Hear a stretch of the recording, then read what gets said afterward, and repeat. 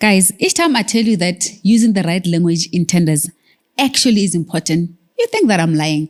Let's talk about management fee. A lot of people loosely use management fee in all their quotations, even when it's not applicable.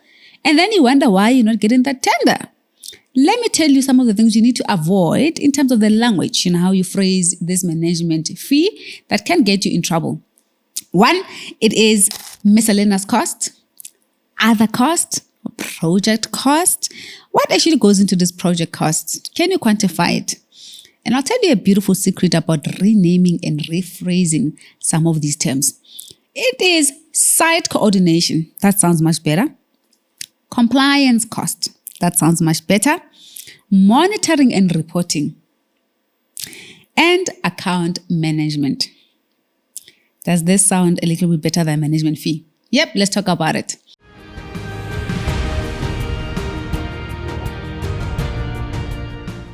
Hi guys, my name is Lerato Sebata, your procurement specialist and of course business coach.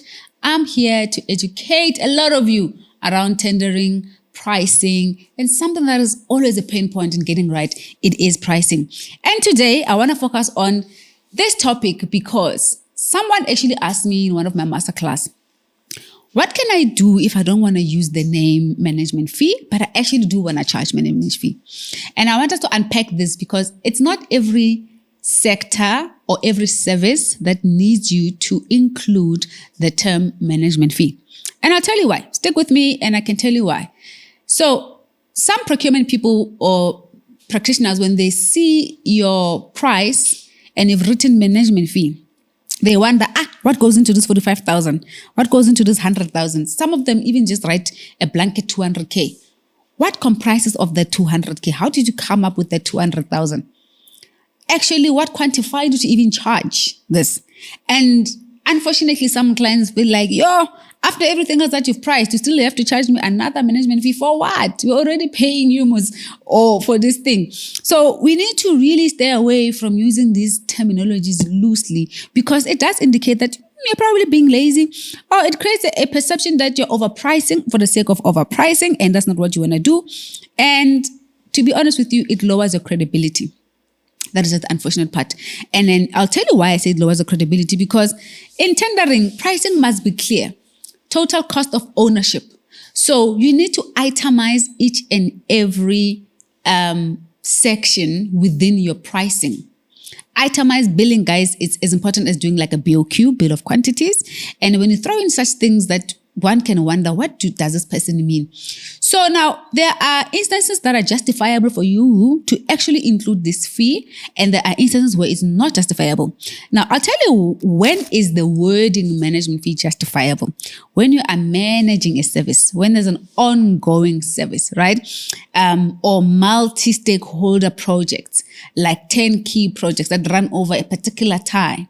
That's when you can start looking at introducing some of these words. 2, site-based coordination. Like cleaning service is a site-based coordination. Security is a site-based coordination.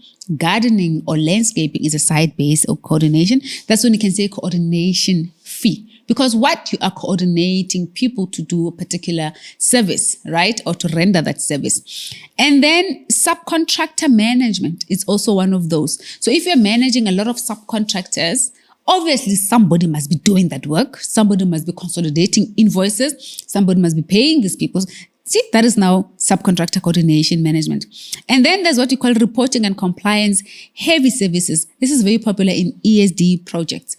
So let's not get into the habit of getting all our quotations, writing management fee because we can. No, it doesn't work like that. And another thing, guys, I also want to mention is, instead of you writing that one big number, 45,000 management fee, 200K management fee, rather write it in this way. Project oversight and planning is 20,000.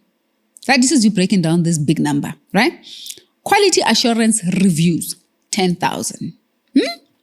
Stakeholder reporting and audit, 15,000. You see, that sounds better than just writing a one blanket amount, 45,000. And maybe add risk and monitoring escalation or risk and monitoring report, 7,000. You can even write individual reporting 5,000. And actually, that gives a little bit of thought, effort, and that shows professionalism, and it indicates to your client you actually know the service. Whatever in this thing. So now when you just blanketly writing statements like management fee 200K and you don't actually mention what goes behind that, it's a problem. One might just say, I stay away from it. And I mean, that's the smartest way how I include and I slot in this amount, because I just write fancy words. To be honest, people are attracted to people who speak well, articulate themselves well. It is just the nature of life, including in tendering and your quotations. So you better just start adopting this thing. Now, only use the percentage when it is the industry related. So this ideology of writing percentage of a management fee or cost fee, it is applicable on certain industries. For example, let's mention a percentage of total labor costs and not contract value. Ne? You need to cap it in terms of, say we are doing cleaning tender and supervisory costs 7% of the labor component. You know that cleaning is highly regulated. Professional fees like project managers, architects, QSs, they're all regulated, and security is all regulated. Now, in that context, you can say 5% of the labor component then becomes part of this fee. That's when you use the percentage. If you don't want to write the amount, remember, you need to stay away from using the term management anyway. So if you're going to write supervisory costs, and that is your management fee or project cost, rather say project fee percentage of what? Of the labor. Now, you're trying to manage the quality, the attendance, the reporting, and you're trying to manage your clients to see that you know what you're doing. Okay, please comment down below, guys, if you think that what I'm talking about is just gibberish, but I know most of you will agree with me. Yeah? And now, use the right language, like I said when I started this video. This is very critical. Instead of using miscellaneous costs, this term became very popular in the beginning part of tendering. Miscellaneous cost. What goes under this miscellaneous cost? Is it travel fee? Is it printing cost? Is it telephone? What? And sometimes even these miscellaneous costs are not even justified, you see. And there's other cost. What are other costs? Stay away from using this word other cost. What is other?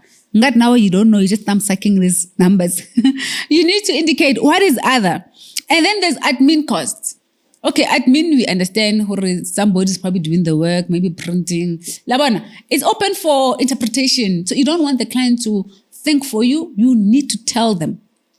And sometimes then people would just use loosely project cost. What is project cost? So these are some of the language you need to stay away from using.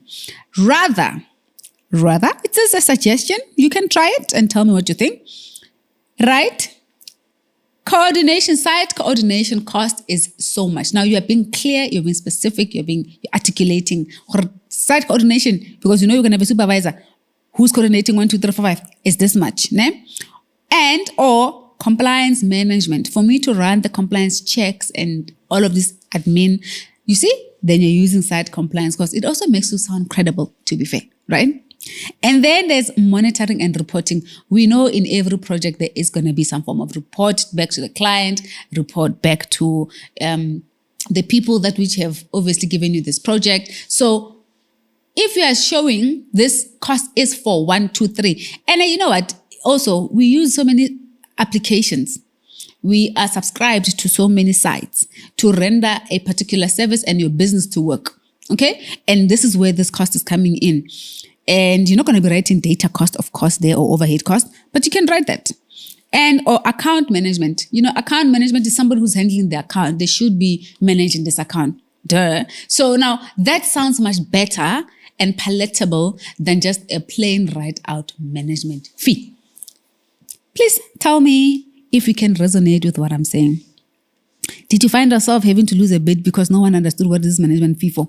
Or were you told you need to add this management fee because you don't even know where it comes from? Mara, you've just been using it loosely. So I'm here to tell you guys, you need to be very smart. Now, there are services that typically don't require management fee. And let's talk about those because I think most of us must correct this thing. Ne?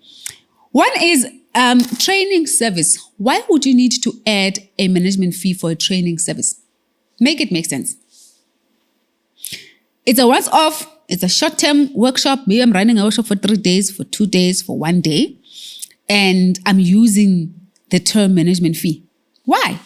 It is already built into the facilitator cost.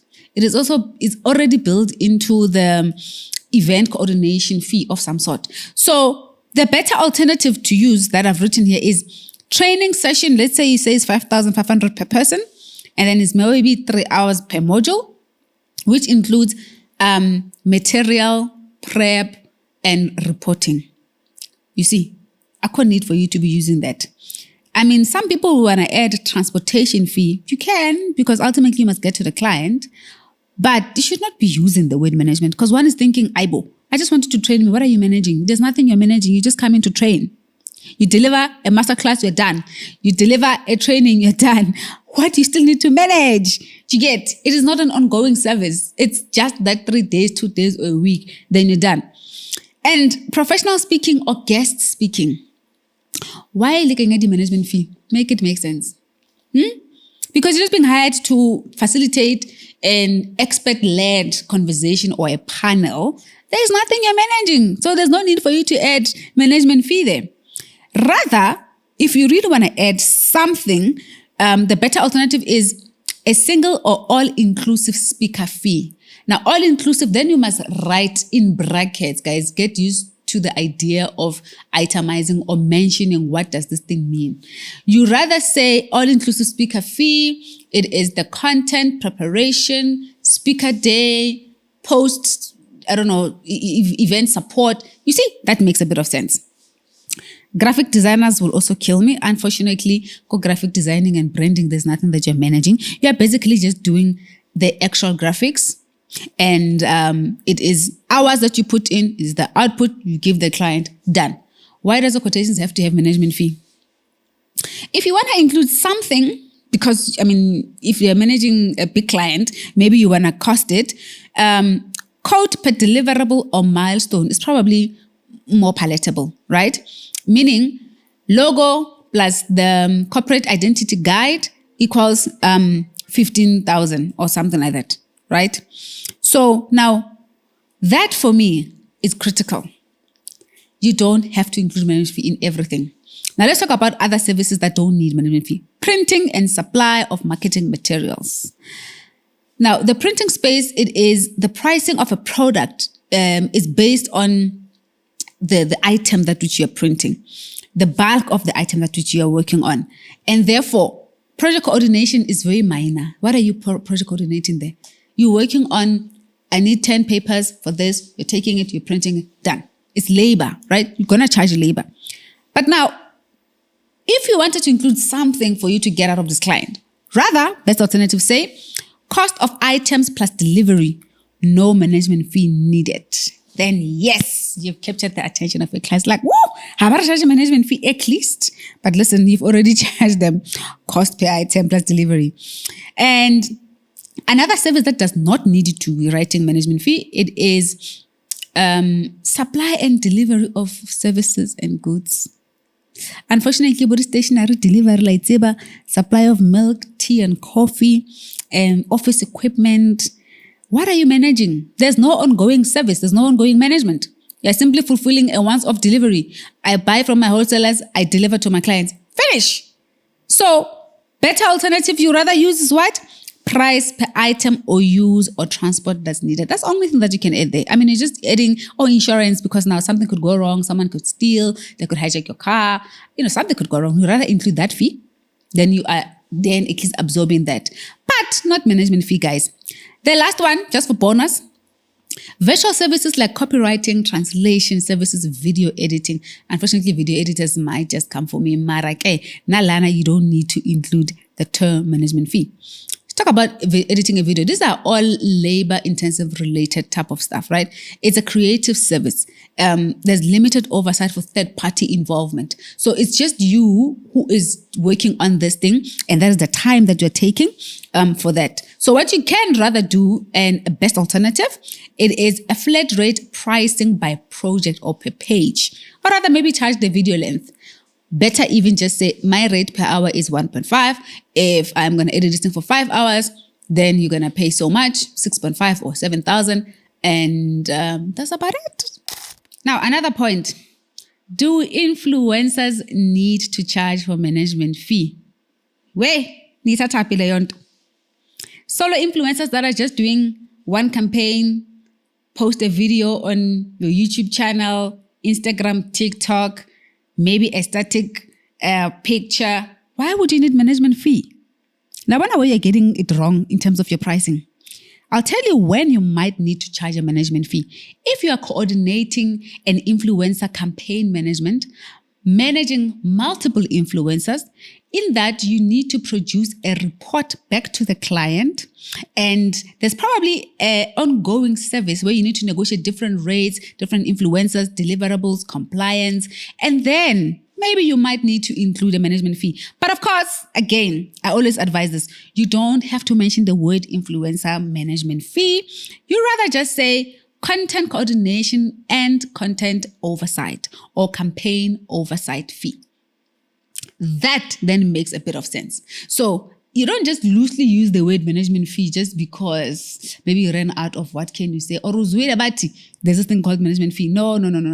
What are you managing? Who are you managing? The word management means you are managing. You get. So now, even if you have a campaign that's running for 6 months or a year and you are the solo, there's nothing you're managing.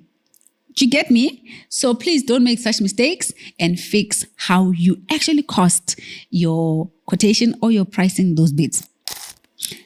That's about it. So today, this is something that I thought we should just unpack, because unfortunately, a lot of us here keep loosely using the word management fee for no particular reason. And I wanted us to clarify all of this so that you don't find ourselves caught into the situation. Smart companies know how to insert this fee, like I advise you guys which wording to use instead. So now, let me know what you think. Have you used management fee incorrectly? Have you actually ever lost a bid because people just never understood your quotation? And finally, you can actually come to an understanding that, this is what you should be doing. So please comment down below. Tell me if you resonate with this comment and today's topic. And from going forward from today, you'll now fix your bids, because tendering is about getting these technical nitty-gritty intricate things correctly. Please do like, comment, and share on this video. Subscribe, and I'll see you guys on the next masterclass. Cheers.